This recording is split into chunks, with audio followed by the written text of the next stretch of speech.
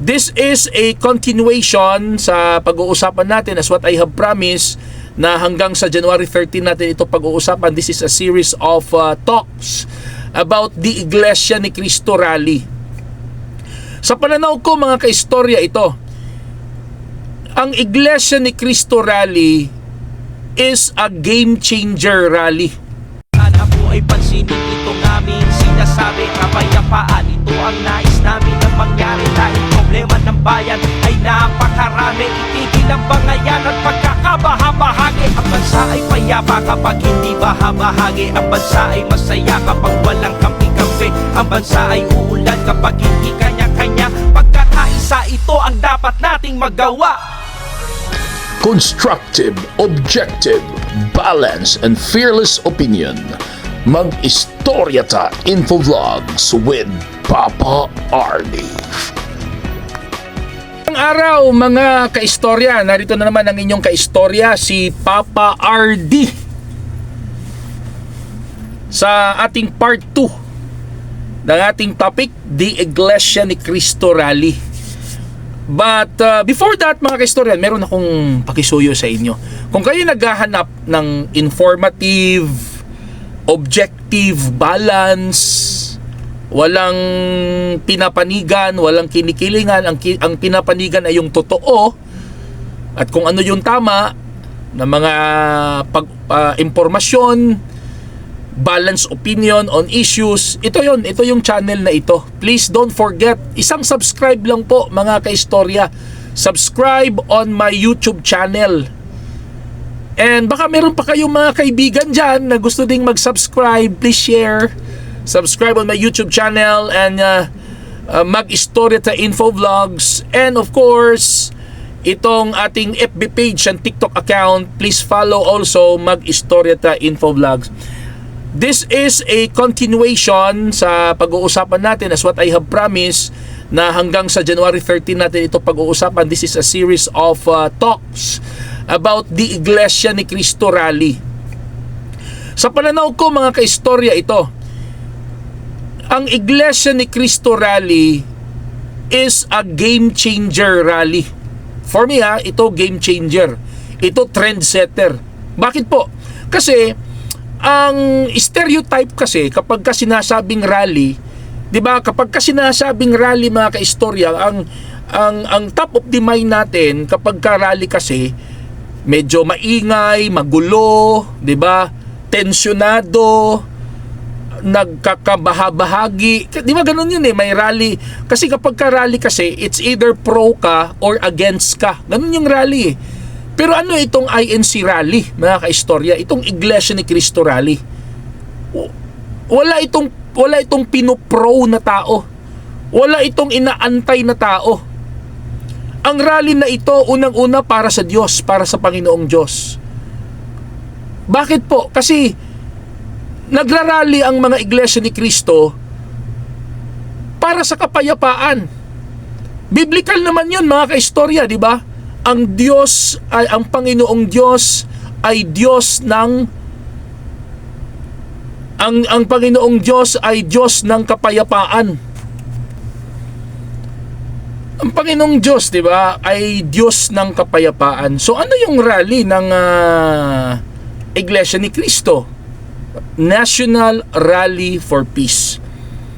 At kapag ka sinasabing kapayapaan, mga kaistorya, it is not a personal vested interest.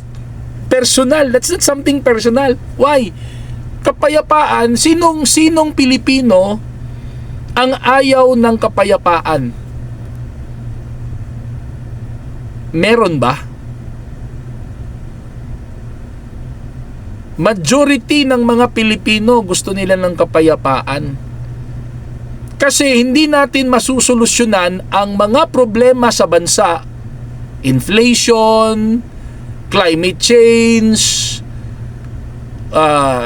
crimes, different diseases. Kung nag-aaway-away, nagkagulo-gulo ang mga nangunguna sa atin, so ang pinaka first step to solve all the problems or I should say to minimize, to mitigate, if not totally solve. Kasi hindi naman pwedeng walang problema, meron talaga.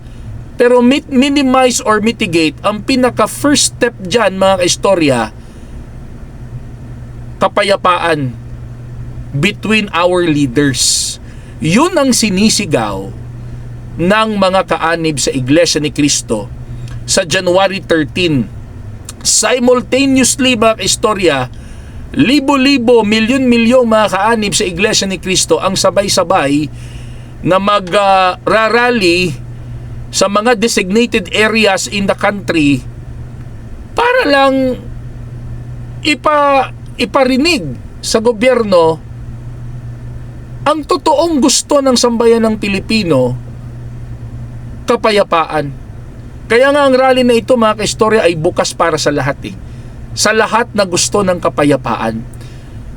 Worst case scenario mga kaistorya, kung meron mang manggugulo sa rally na yan, definitely hindi Iglesia ni Cristo yan.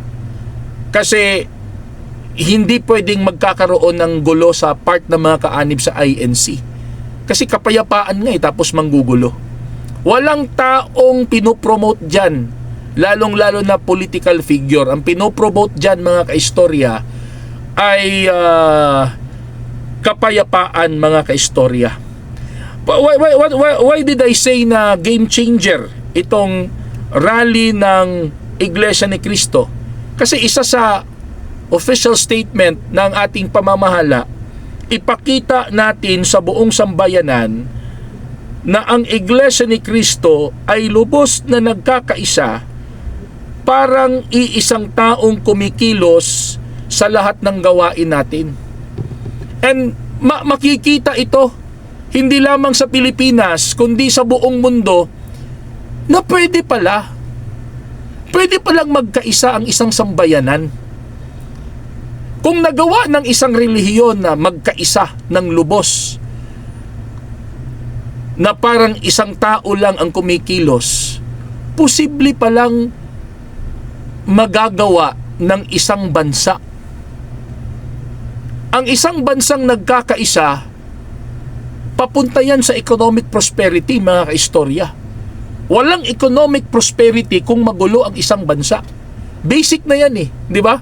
Kapag ka magulo ang isang bansa, walang gustong mag-invest, walang gustong magpunta ng mga investors sa isang magulong bansa.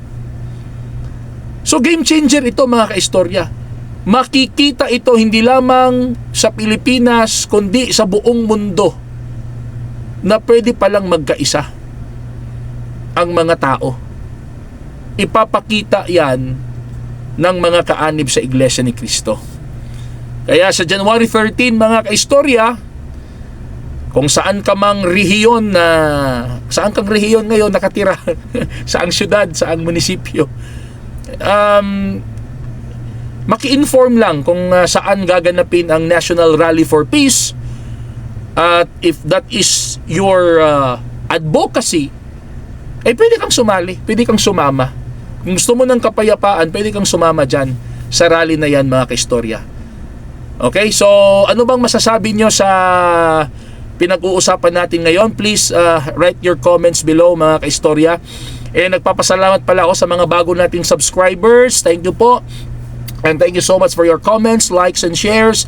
Maraming salamat po. Sa mga hindi pa po nakapag-subscribe, please don't forget, ako masaya-masaya na ako mas-subscribe nyo lang yung channel ko. Subscribe, click the subscribe button, mag-Istorya Info Vlogs, and of course our YouTube, our FB page and TikTok account. Please follow also mag-Istorya Info Vlogs. Thank you so much and have a nice day.